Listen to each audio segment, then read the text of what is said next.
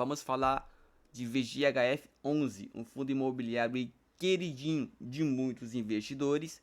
Não é meu, tá, família? Vou deixar algo bem claro, não é meu, tá? Eu prefiro outros ativos, tá? Mas é um fundo imobiliário aí que é queridinho de muitos investidores, tá? Um fundo que tem uma cotação de R$ 7,23, tá? Tá valorizando novamente devido à sua última queda, agora ele começou a valorizar novamente, tá? Tem um dividend yield de 14 e um PSOVP de 0,84, então teoricamente está descontado, tá, família? Liquidez média diária de 297 milhões e uma variação positiva de 11% nos últimos 12 meses. Quando eu falo da sua última queda, é isso aqui, família, ó, o fundo teve 7,43 e despencou aqui um pouquinho aqui, ó, 7%, e daqui o fundo subiu de novo, tá? Começou a valorizar. Então, um fundo bem interessante nesse processo de valorização, tá? Descendo aqui é um fundo do segmento híbrido, fundo de papel, tá? Assim como o vídeo anterior eu falei de um fundo imobiliário de papel, aqui mais um fundo imobiliário de papel. Eu já deixo aqui a minha opinião falando a respeito. Fundos de papel você precisa saber escolher, tá? Então eu não gosto desse tipo de fundo imobiliário. Fundo de papel que eu tenho na minha carteira, o que eu poderia colocar seria o MXRF11 e o que eu tenho é o BTCI11, tá? São os dois fundos que eu acho bem interessante e são fundos base 10. O CPTS11 não acho um fundo interessante e assim como o VGHF11 não acho um fundo interessante, tá? Se você tem esse fundo na sua carteira, deixa aqui nos comentários e me fale a sua opinião a respeito desse ativo, tá?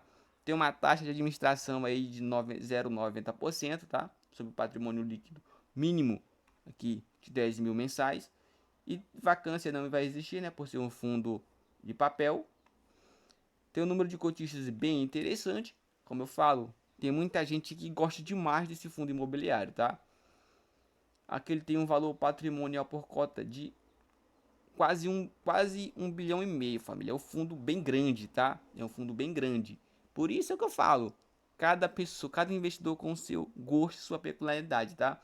Eu não gosto, é a minha opinião, tá? Não gosto. Tem um valor patrimonial por cota de 8,58. Olha o valor do fundo aqui, família, 7,23, tá? Então bem que já dá para ver que deve ter alguma coisa errada com esse fundo. O fundo está se recuperando, tá? É um fundo aí que sofreu bastante, agora tá se recuperando, tá? Descendo mais, pagou aí um último rendimento de 7 centavos, tá? É um fundo que vem no processo de reestruturação, ele está tentando se organizar, se estruturar para voltar a pagar um dividendo de 9 centavos, tá? Vai conseguir? Só o tempo dirá, tá, família? Só o tempo dirá, mas eu acredito que o fundo vai acabar se reestruturando e pagando novamente um bom dividendo. Se você tivesse investido aí, ó, no último ano, R$ 1.000, você teria perdido dinheiro, tá? Teria 991,80, ou seja, você teria perdido seu dinheiro, tá? Então, tome muito cuidado com os ativos que você acha que é oportunidade. Faça um estudo aí antes de entrar dessa forma aí no fundo imobiliário, tá? Então, descendo mais um pouquinho, quero mostrar para vocês aqui o rendimento do fundo, tá? O fundo pagava aqui 9 centavos, chegou a pagar 10 centavos aqui, que foi um extraordinário. Depois 9 centavos. Depois disso, foi só ladeira abaixo. Ó, 8, 7, 7, 7, tá? O fundo vai tentar se reerguer, tá, família? Eu acredito que vai conseguir, porém é uma caminhada lenta, tá, família? Não pode ser do dia para noite, vai ser uma caminhada lenta. Por isso eu gosto de fundos imobiliários bem mais específicos, tá? Por isso eu não tenho na minha carteira. Mas vamos analisar o relatório gerencial, vamos ver aqui o relatório gerencial do fundo, tá? E saber como o fundo vai se reestruturar para voltar a pagar um dividendo aí de 9 centavos por cota, tá, família? Então vamos que vamos. Agora vamos aqui, pessoal, no relatório gerencial, considerar os principais pontos. Então aqui no comentário do gestor, que é feita pela Valora, como já mencionado, a gestão menciona o seguinte, que o fundo encerrou o mês de novembro de 2025 com 101,3% de seu patrimônio líquido alocado em ativos alvos, distribuídos em 138 diferentes ativos, num total investido de 1,4 bilhão de reais aproximadamente. Ainda no final do mês, o fundo possuía um total de 56,2 milhões, o que equivale a aproximadamente 4% do patrimônio do fundo em operações de venda e recompra futura de CRIs, as chamadas compromissada reversa, ao custo de CDI mais 0,84% ao ano. Aqui novamente ele menciona sobre a sua distribuição de rendimentos que ocorreu durante o mês de dezembro, porém referente à sua receita de novembro. E um pouco mais embaixo ele menciona aqui algumas movimentações que ocorreram no fundo. Lembrando que atualmente o fundo ele usa duas estratégias, uma delas chamada carteira valor e a outra chamada carteira renda. Ali tem CRIs, cotas de fundos imobiliários, entre outros ativos que ele investe. Então, são dois tipos de estratégia que atualmente o fundo ele tem usado. Então, aqui a gestão menciona o seguinte, que durante o mês, na carteira valor, houve uma compra líquida de 43,3 milhões em ativos, entre ações de equity da BM Varejo, além de cotas de alguns fundos imobiliários, que aqui ele não especificou qual é, mas porém mais adiante eu vou compartilhar com vocês. Dessa maneira, a carteira valor no final de novembro passou a representar 48,8% do total de ativos alvos do fundo, versus 46,6% no mês anterior. Enquanto isso, na carteira renda, houve vendas líquidas de 4,6 milhões, predominantemente de CRIs presentes na carteira, auferindo ganhos ao fundo com as operações. E no final de novembro, a carteira renda passou a representar 51,2% dos ativos alvos do fundo, sendo que antes representava 53,4% do seu patrimônio. Então foram essas as modificações que ocorreram no fundo. E aqui nas movimentações de novembro, a gestão menciona quais foram os ativos que foram comprados e aqueles ativos que foram vendidos. Então aqui referente a CRIs, notamos que houve uma compra no valor de 7,5 milhões de reais e o restante foram vendas realizadas. Um pouco mais embaixo ele menciona referente a operações de fundos imobiliários. Então aqui ele compartilha algumas aquisições que foram realizadas de cotas de FIIs. Então aqui ele comprou cotas do BT HF11, comprou cotas de um fundo imobiliário da Valora, que é um FOF, outro ativo aqui logístico, e vendeu esse outro fundo aqui, o HOFC11. E um pouco mais embaixo ele menciona as operações de SPS, que foram 3 compras que ele realizou, especialmente essa daqui do BM Varejo. E já aqui, pessoal, podemos notar como é que está distribuído o patrimônio atual do VGHF11. Então o fundo continua com uma exposição bem elevada a cotas de outros fundos imobiliários. Atualmente isso corresponde a 49,6% do seu patrimônio atual. Está investindo em cotas de outros FIIs, 34% está investindo em CRIs, 14% em SPS e em posições menores ele tem aqui FITICs com 1,1% e ações com 0,8%. Então é dessa maneira que o VGHF11 ele está investindo.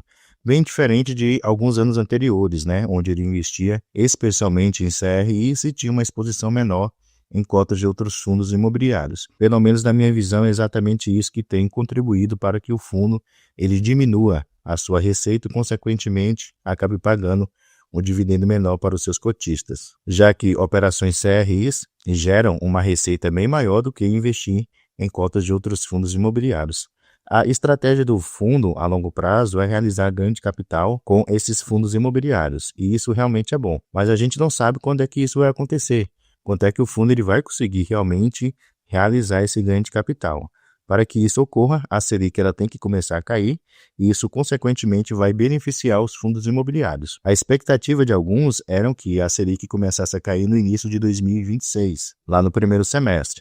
Mas como será um ano eleitoral, então ninguém sabe se isso realmente vai ocorrer. Aqui também podemos notar os indexadores que o fundo ele usa nas suas operações CRIs. E observem só que ele usa aqui 3 variações do índice IPCA, que é o principal indexador que ele usa, e o CDI ele usa em apenas 25%, o que na minha opinião também não faz muito sentido, especialmente com a Selic a 15%, aí que o fundo deveria procurar operações indexadas ao índice CDI, assim como outros fundos têm feito. Se você pegar mesmo o relatório gerencial do MANA 11 e do BTHF11, as operações CRIs que esses dois fundos realizam está meio a meio, 50% praticamente indexada ao CDI e 50% indexada ao índice IPCA.